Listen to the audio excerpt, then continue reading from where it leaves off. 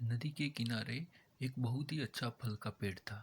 उस पेड़ पर एक कबूतर बैठा हुआ था और वह बड़े मजे से फल खा रहा था। ऐसे में उसने देखा कि एक हवा का झोंका आया और उस हवा के झोंके में एक चींटी उस नदी में जा गिरा।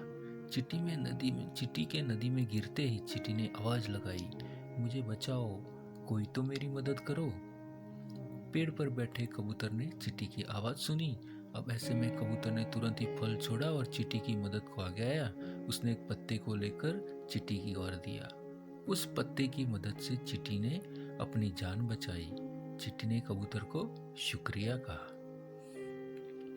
कुछ दिनों बाद जंगल में एक शिकारी आया। उस शिकारी ने जंगल में जाल बिछाया और जाल बिछाने के बाद उसमें कुछ खाने के दाने डाल दिए।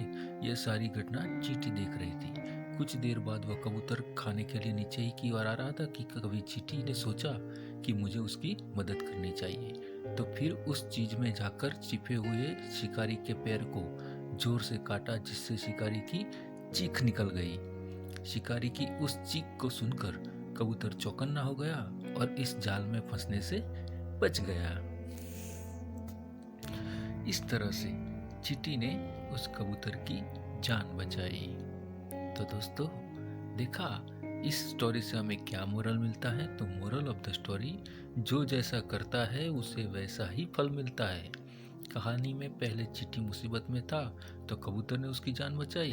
उसी तरह के चींटी मुसीबत में थी तो कबूतर ने जान बचाई। इसीलिए हमें भी दूसरों की मदद करनी चाहिए और किसी भी मुसीबत में पड़े हुए इंसान को सहायता देकर उसे मुसीबत से बाहर निकलना चाहिए। अगर मेरी स्टोरी अच्छी लगी है तो लाइक शेयर सब्सक्राइब फॉलो जरूर करें।